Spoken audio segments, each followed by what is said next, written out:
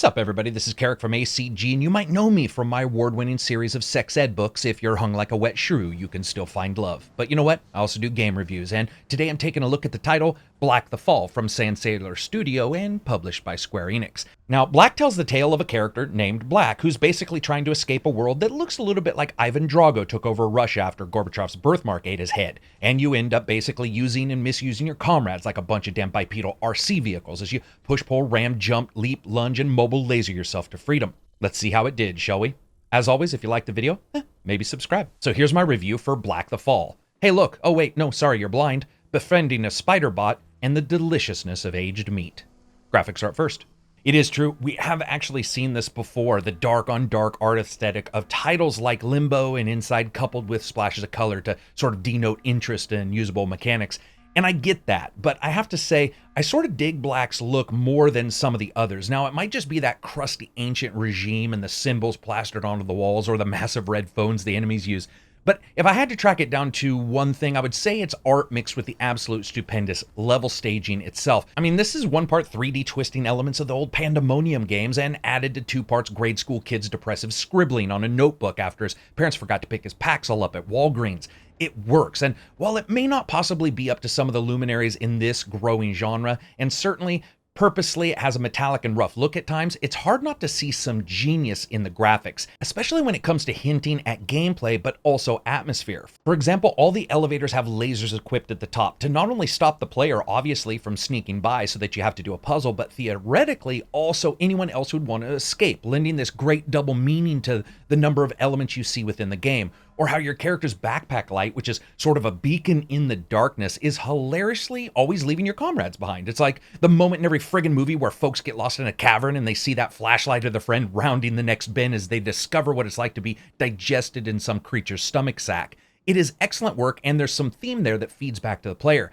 Now, technically, the game actually runs pretty well, all the way up to 4K, but regardless of the resolution, I did see a couple drops in frame rate with the camera on large sweeps. It did not affect the gameplay enough to be bothersome, and usually was maybe 1 or 2 drops in a 10-minute period, so it's not that bad, but I would love to see anytime the camera sweeps to have it look a bit smoother, especially because it was running well otherwise. Overall, I have to say I really like the look of the game, even if it's not just talking about the form factor and the technicalities of it all. Sound, music, and voice.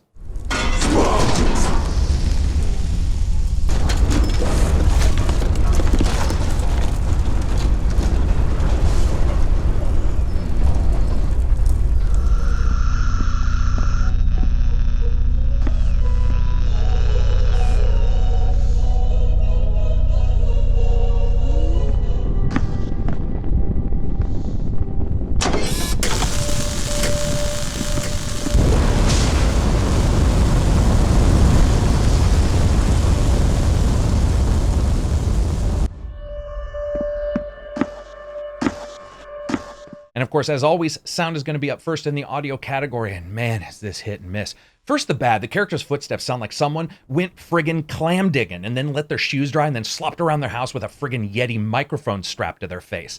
They don't sound totally right most of the time at all, and because of some of the gameplay elements later on, that can actually matter. But here's the weird thing, because bravo for these guys, because there's a moment later in the game where, for reasons best left undiscussed, you play the game on sound alone for a bit, and goddamn was that cool, even if it's a bit short-lived. That's a kind of experimentation and just overall thought I would love to see more games do. That was incredibly surprising.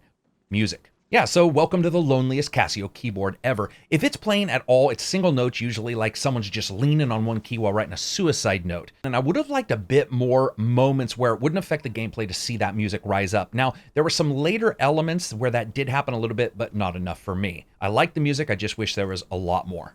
Voice. You know, other than a couple bits here and there isn't much, so moving on. Gameplay. Bit about the story first, as always. Basically, your character's tired of the mistreatment, the cruelty, and the lack of personal power, so you decide to make a run for it. Now, it's inspired by another world and flashback and so forth, but it's all wrapped up into this overarching evil of a regime that treats humans like a fucking flesh sprocket. So you basically travel through these variety of locations, meeting up with enemies and puzzles, and have to get past them, almost all of them passively. which means almost never shooting anybody, but it also means misusing your fellow man. And I loved the idea of that. It seems like the game is all about atmosphere. You know, I've seen puzzle games before that are like this, and I've enjoyed them, but I've never really felt connected. This one I did. See, to escape, basically you have to misuse your fellow man to open a door for you to escape and leave them to the fate that you all once shared.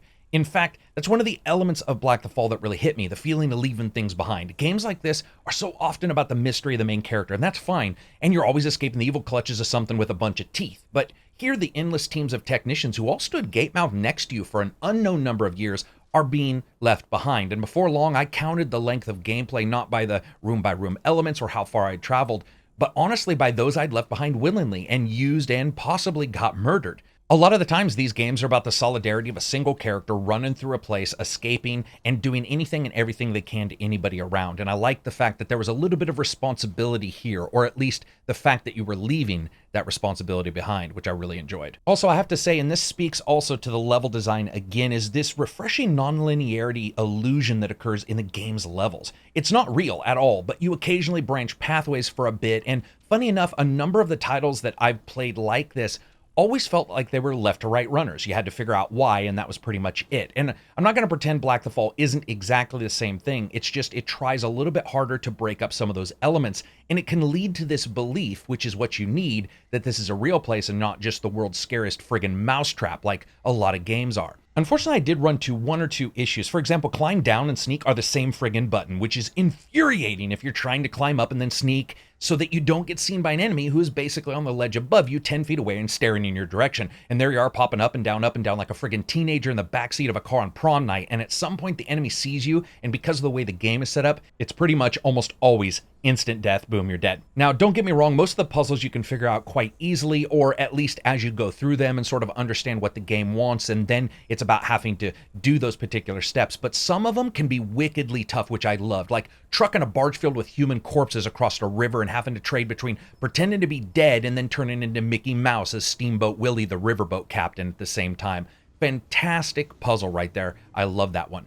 Now, there isn't a difficulty option here, but I do have to say, for folks who know their puzzles and the expectations of this genre, they won't find anything here that's going to stump them for hours, but they will find a couple different ways in which to solve many of the puzzles, which I think lends a cool little flexibility to the game, and there's some other things here and there. And of course, that brings us to fun factor. And it was fun, but in a slightly different way than I sort of expected. You know, all these titles sort of bring something unique to the mix, and I haven't felt that they've really changed things up. Here, the atmosphere is unique itself, and the overarching political message as well. I really just like that mixed with the gameplay and the reflection that I personally had as I was continuing to play. And I enjoyed that far more than some of the other titles of this kind in the genre, and you guys probably know that if you've seen some of my other reviews.